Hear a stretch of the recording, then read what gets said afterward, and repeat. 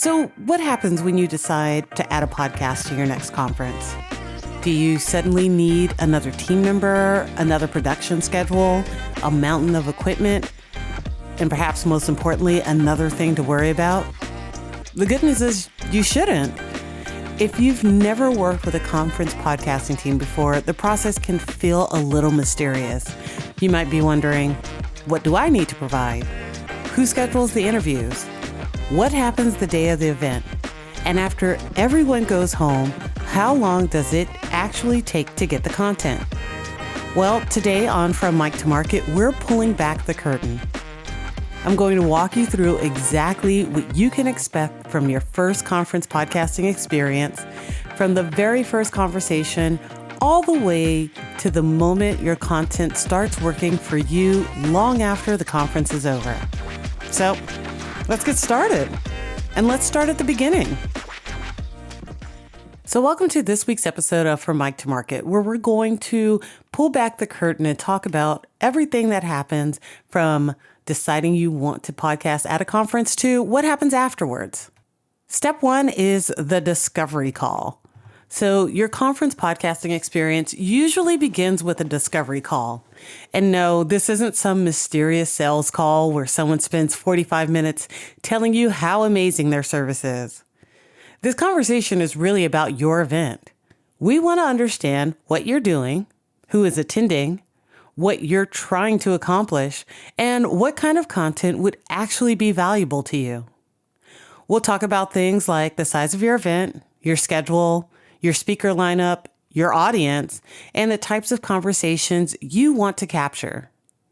But there's another question that may actually be the most important. What does success look like for you? Because not every conference needs the same type of podcast content. Maybe your goal is to create content that keeps your event in front of potential attendees and helps drive registration for next year. Maybe you want your exhibitors and sponsors to have professionally produced interviews they could use in their own marketing. Maybe you're an association and you want to create an ongoing member benefit. Or maybe your goal is simply to capture the expertise and conversations happening at your event so they don't disappear the moment the conference ends. Those are all very different goals. And the goal determines the strategy. That initial conversation typically takes about 30 to 45 minutes, and it gives everyone a chance to make sure the podcasting plan actually fits the event. The next step is pre-production planning. So now, once we know what you want to accomplish, the real planning begins. And this is where conference podcasting starts to look less like, let's show up with some microphones, and more like an actual production. We build out the interview schedule and create talking point frameworks. You review everything and approve it. We also coordinate with your event team to figure out the logistics. Where will the podcast setup be located? How do we access the venue? When are speakers available? How much time do we have between scenarios? How do we move effectively through the event without disrupting what's already happening? These details matter because conferences are moving machines. Speakers are coming and going, sessions start and stop, exhibitors are meeting with potential customers, attendees are trying to get from one room to another. The podcast team needs to fit into that environment, not become another obstacle inside it. And if you're planning to live stream your podcast, this is also where the technical planning happens. We determine what equipment and connectivity are needed, how the stream will work, and how everything will integrate into the event. The goal is simple. When event day arrives, we already know what we're doing. Which leads us to step 3, event day. Then comes the fun part.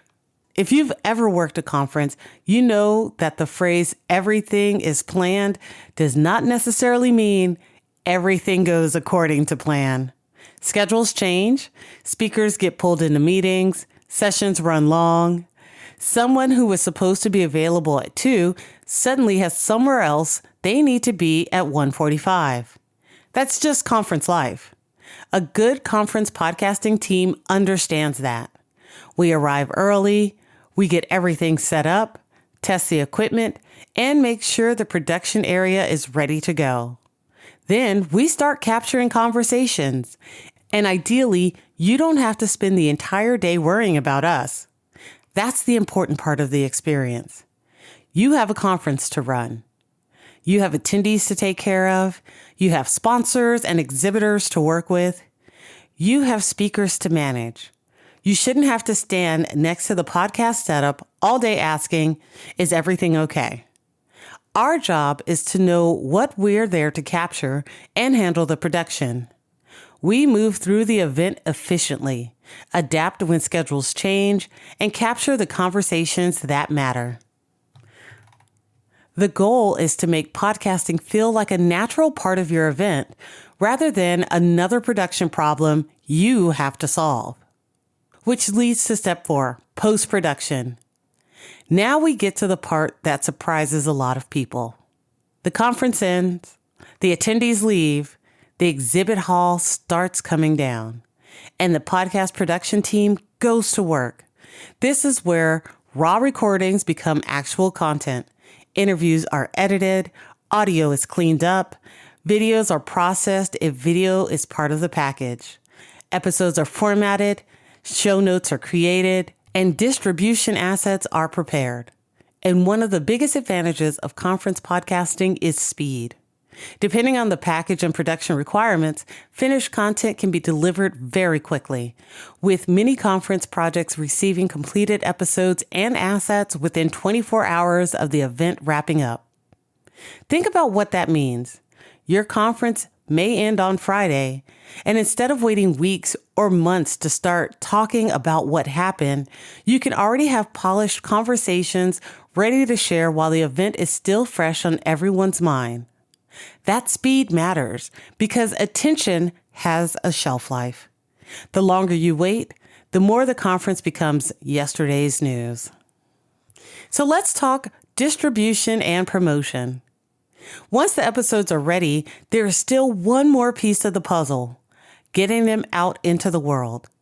The technical side of podcast distribution can involve hosting, formatting, publishing, and getting episodes onto major podcast platforms. And depending on your package, you may also have social media clips, audiograms, transcripts, graphics, or other promotional assets. That means you're not just walking away from your conference with a collection of audio files. You're walking away with a content library. And that's an important distinction because the value of conference podcasting isn't just the podcast episode itself. It's everything you can do with that episode afterwards. The speaker interview can become a social clip. The conversation with an exhibitor can become marketing content. A panel discussion can become longer form episodes. A quote from an interview can become a graphic. A transcript can become a blog post. One conversation can create multiple pieces of content. That's where the mic to market part really starts happening. The conference ends, the content doesn't. And this brings us to one of my favorite things about conference podcasting. The event ends, but the content doesn't. Think about what normally happens after a conference. Everyone goes home. The booths come down, banners disappear, photos get posted, and within a few days, the event starts fading into the background. But your podcast episodes are different. They live online. They're searchable. They're shareable. They can be discovered by people who weren't even at the event.